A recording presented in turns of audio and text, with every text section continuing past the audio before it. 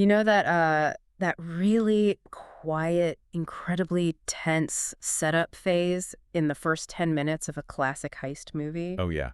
Where they're all just sitting around in a diner or something. Right, exactly. Or like maybe a survival thriller. It's that scene right before the storm actually hits, before the vault is cracked or the monsters finally breach the perimeter. Yeah, you're watching the crew sip coffee, kind of sizing them up. Yeah, trying to figure out what baggage they're carrying and, predicting how they're going to operate when the stakes actually get real. Because the action later on, it only really matters if you care about the people taking the hits, right? Exactly. You're watching to see where the psychological cracks are long before the narrative pressure gets applied. And so, for our deep dive today, we're looking at the tabletop role-playing equivalent of that diner scene. Which is always the best part. It really is. We're analyzing the show notes from episode 1 of a campaign called Echoes of Lost Legacies. The Mists Never Forget. It's quite a title. It is, yeah. But we aren't just doing like a recap of the game events today. We want to examine how strangers come together to build a shared, deeply atmospheric narrative totally from scratch. It's a really delicate process, honestly. Yeah. Because you have 5 players converging on the town of Daggerford. Right. And they're standing right at the edge of these ominous mists, completely unaware of the horrors ahead of them. So they have no idea what's coming. None. And what we're dissecting today is basically the architecture of anticipation. Like, how do you set the table for a long-term horror campaign without rushing the tension? Which is so hard to do. But to understand that looming storm, we first have to, examine the people walking willingly right into it. The cast. The cast, yes. The first 3 characters are entirely defined by their response to loss and trauma, which is super interesting. Let's look at Andrew's character first. Heliax the Undented. Right, so Andrew has actually been playing for over 30 years. Wow. Yeah, but this table is actually his very first time playing an online game. Oh, that's a big jump. It is. And he brings his veteran's understanding of narrative pacing to Heliax. So Heliax is an orc cleric of Saloon, but his mechanical hook-like, his faith, it's totally rooted in unresolved grief. Because of his family, right? Yeah. Years ago, the mists rolled over his farm and just swallowed his wife, Alara, and his son, Turuk. Oh, man. No bodies, no closure, just gone. And he refuses to accept they're dead. He spent years chasing rumors. But the detail that anchors this character for me, it isn't a spell or a weapon. No, it's a piece of starting equipment. Yes. Heliax carries a lantern everywhere. He physically cannot stand being in true darkness. We see this so often in highly immersive roleplay. A mundane item becomes this huge psychological pillar. Because he's a man who had his family stolen by a creeping dark fog. Exactly. Yeah. So mechanically, sure, the lantern provides light, but narratively, it's an absolute refusal to let the shadows gather around him. Wow, yeah. It's this outward manifestation of his desperate need for control after experiencing basically ultimate hopelessness. Which is heartbreaking. And then you contrast that desperate need for control with someone who had their agency stolen before they were even born. Ah, Leona. Yes, Brian is playing Leona, who is a tiefling barbarian. And Brian's got about 15 years in the hobby, mostly running his own homebrew games. So he really knows how to weave deep lore into a character. He does. And Leon is carrying the weight of this cursed noble lineage. Generations back, her family struck a fiendish pact. Right, so while Heliax is running towards something he lost, Leona is burdened by something she can't outrun. She never asked for it. No, it's this inheritance of debt and darkness sitting uneasily right under her noble upbringing. And her barbarian rage. It isn't just a combat mechanic here. Not at all. It reads like a visceral, physical reaction to a bloodline she absolutely despises. She is weaponizing her own generational trauma. That is such a cool concept. And then, rounding out this first trio, there is Fayad, played by Red. And Red is interesting because she actually beat a previous version of this specific campaign setting. Oh, she's a veteran of the setting. Yeah. But she left a toxic table to come here, basically looking for the right atmosphere. Right, and she channels that veteran, cautious energy straight into Fayad. Fayad is a rogue, but she's playing the part of a charismatic bard. It's such a brilliant cover identity. She builds it on the entertainer background, right? Yeah, she uses that high charisma polish to obscure her actual mission, which is hunting down leads on vampires. The mechanical choice to play a rogue who is pretending to be a bard, it speaks volumes. How so? Well, it shows a character who fundamentally views the world as a hostile place. Like, you don't show your true face until you have the tactical advantage. Right, keep your cards close to your chest. So I'm looking at these three, right? A grieving father, a cursed noble, a deceptive vampire The hunter. lighthearted bunch. Yeah, really. But it raises a question for you about why we play these games. Isn't it fascinating how players use this fantasy framework to explore incredibly heavy real-world concepts like grief? Oh, absolutely. I mean, why do you think experienced role players gravitate toward these haunted, broken characters rather than, purely heroic, flawless knights? Honestly, flawless heroes are static. They're boring. Right, they have nowhere to go. Exactly. They don't have anywhere to grow. Fatal flaws, deep traumas, heavy burdens. They give characters a built-in engine for their choices. That makes total sense. When a character's broken, their journey is about how they assemble the pieces. Like Heliax carrying that literal lantern to ward off the darkness. Yeah. That is a raw, tangible metaphor for holding on to hope. We all carry invisible lanterns against our own dark spaces, That's a great way to put it. This environment just makes the invisible visible. Right. It allows the player to process those universal feelings through the mechanics of a game. Which kind of reframes the whole concept of building a character. You aren't just rolling stats. Now, you're deciding what kind of emotional baggage you want to unpack over the next year of playing. Wow. Okay, so if Heliex, Leona, and Fiad are defined by chasing things they lost or, trying to outrun their past, our final two characters represent the exact opposite horror. Yeah, they're dealing with the literal ghosts they've collected along the way. Let's talk about Arlek and Corso. Well, before we even analyze Arlek, we should look at TJ, the player behind him. Right. The show notes mentioned something about the first session being delayed. Yeah, it actually started an hour late because TJ had just a brutal week at work. Oh, man. We've all been there. Right. But the rest of the table simply accommodated the delay. No stress. Life happens, and that immediate grace really highlights a mature, forgiving atmosphere right out of the gate. Which is so important for a group that's going to be playing together for a long time. So once TJ sits down, he introduces Arlek, a reborn wizard. And the backstory is just chillin'. It is. Arlek woke up 6 months ago under a tree on the Sword Coast with robes, a spellbook, and total amnesia. No memory of his life. Or his death. Right. And the brilliance here is in how TJ uses the wizard spellbook. Because a wizard spellbook is usually like their greatest asset. Yeah, it's their whole thing. But for Arlek, it's a source of psychological torment. The book is written in his own handwriting, but he doesn't understand half the spells inside it. It's like finding a deeply personal, emotionally raw diary in your attic, recognizing your own handwriting, but having absolutely zero memory of the person who wrote those words. Exactly. It's uncanny. It totally transforms a standard class feature into this unsettling mystery of the self. And so he's surviving as a scholar for hire, hoping that if he digs deeper into the magic he apparently already knows, he'll somehow reverse engineer his own identity. He also made a very specific aesthetic choice during character creation, didn't he? Yeah, he wanted a raven familiar. Now, mechanically, he's using the stats of an owl. Oh, sure, the owl's usually better for combat. Right, but TJ insisted on the raven flavor because, as he put it, a wizard who's died once and hears ancestral whispers shouldn't be walking around with a cheerful bird on his shoulder. Huh.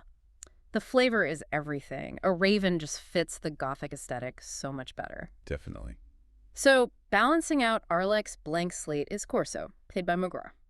Corso is a bard with a staggeringly grim backstory. Yeah, he's the sole survivor of multiple failed adventuring parties. Which is a lot to carry. Survivor's guilt is a incredibly powerful motivator.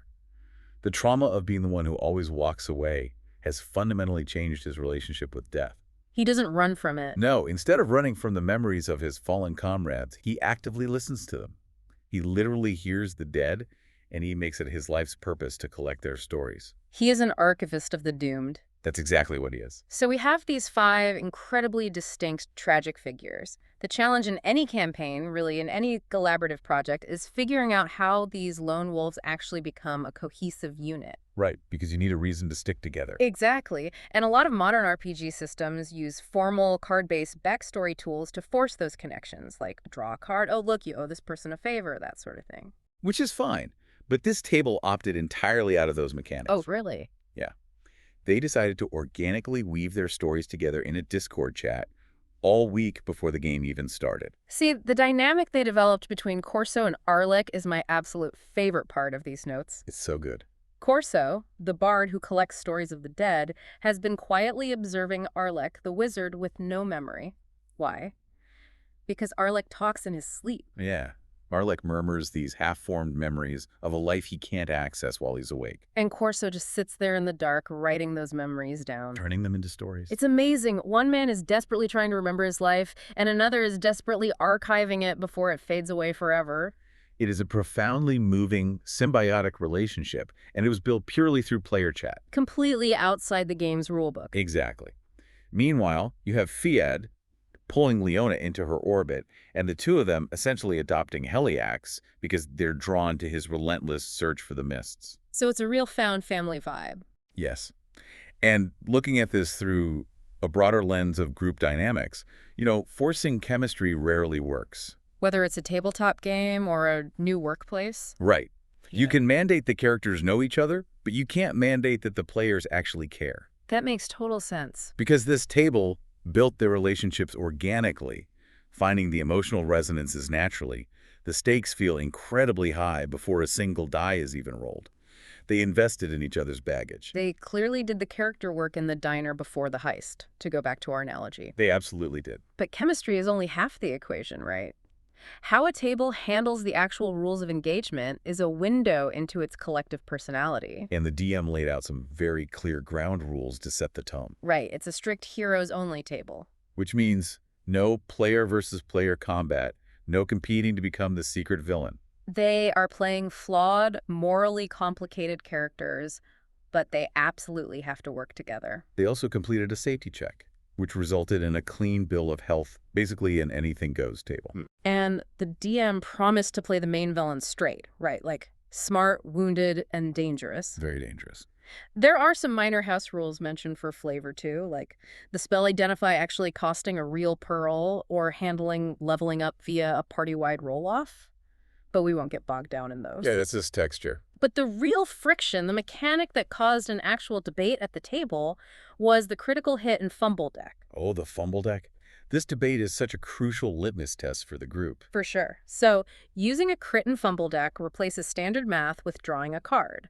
A natural 20 might yield massive cinematic damage, but a natural 1 might mean your weapon shatters or you accidentally strike an ally. And the wizard and the rogue correctly pointed out that this system mathematically punishes martial characters way more than spellcasters. Because a fighter swinging a sword 3 times a turn simply has more chances to roll a 1 than a wizard casting a single saving throw spell. Exactly. It forces a decision between tactical predictability and narrative chaos. Right. Do you want the combat to operate like a predictable chess match, or do you want the unpredictability of a bar brawl? It's a tough call. See, I have to challenge the premise of using this mechanic in this specific setting. Okay, let's hear it. If you're building a deeply atmospheric, serious gothic horror narrative, does introducing a random deck of chaos, like accidentally shooting your own friend on a bad roll, doesn't that undercut the tension? It could, yeah. Doesn't it risk turning a terrifying encounter into like a slapstick comedy? That is the exact risk. Yeah. And it's why the rogue and wizard flagged it. But what matters here isn't really the mechanic itself, is the table's resolution. What did they decide? Well, they didn't veto it outright, nor did they argue for hours. They just reached a consensus. Let's try it and see, and if it's miserable, we ditch it right away. Oh, wow. That is a masterclass in collaboration. Right. They are prioritizing the shared experience over theoretical optimization or dogmatic adherence to rules. Let's try it and see is basically the healthiest possible approach to group problem solving. But all the introductions, the shared trauma, the rules debate, it's all just theory until they have to execute. The real test. Which brings us to the climax of the session.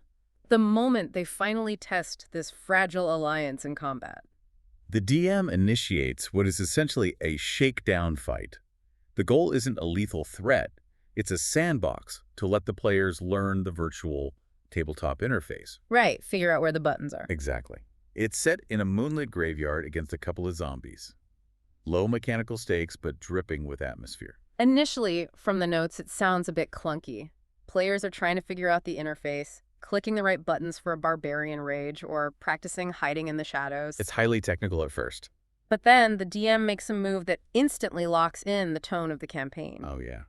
In the middle of this tutorial exercise, one of the zombies drops to his knees and starts eating the corpse of a fallen ally. And then it looks up, grinning at the party with a mouthful of flesh. It is viscerally disgusting. It signals to the players that the training wheels are off emotionally, even if they're still learning the mechanics. The world is grotesque and unforgiving. Yes, and that completely tees up the highlight of the night. Up until this point, Arlek, our amnesiac wizard, has been totally defined by his quietness, right? By what he lacks. Yeah, he's the scholar. But during this fight, an enemy manages to grapple and pin him. Which, for a wizard, is a worst-case scenario. They are not built for that. They lack the physical strength to break free, and being pinned severely limits their casting options. Arlek's response, though, is spectacular. He unleashes a massive burst of radiant magic, dropping the zombie in a single, decisive, critical hit. But it's the roleplay that really elevates it. Yes.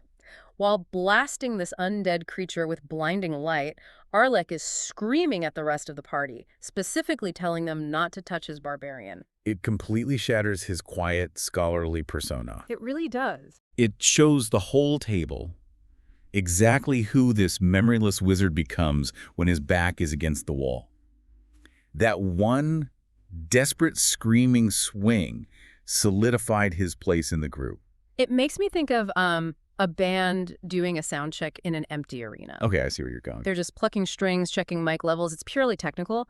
But then the drummer hits a groove, the bassist locks in, and suddenly this technical sound check accidentally turns into a phenomenal heavy metal encore. That is a perfect analogy. That's exactly this graveyard fight. It started as a platform tutorial, but it proved to the table that when the pressure is on, they can bring incredible energy and character focus. And by the time the dust settled on that encounter, they had a real feel for the rhythm of combat, and most importantly, they had a real feel for each other. Yeah. 5 strangers walked away from that first night as a cohesive unit. The town of Daggerford is behind them, and the mists are ahead.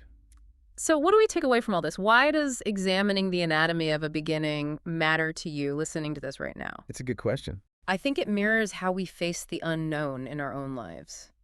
The secret to starting any daunting journey, whether it's stepping into a new career, joining a new team, or attempting a massive creative project, is finding your found family. It requires accepting the chaotic fumbles along the way, too. Yeah, absolutely. And understanding that the rules of engagement are sometimes just, let's try it and see. It demands a willingness to take that first messy, loud swing in the dark. Before the storm hits, you have to look around the diner and decide to trust the crew. Well said. And that leaves us with one final thought for you to mull over today. Think about the ghosts you carry, your own past mistakes, your forgotten passions, the heavy baggage you've collected over the years. We all have them. Do you spend your energy running from them? Or, like Corso sitting quietly in the dark with his notebook, is it time to start collecting those stories so you can forge a new path forward into the unknown?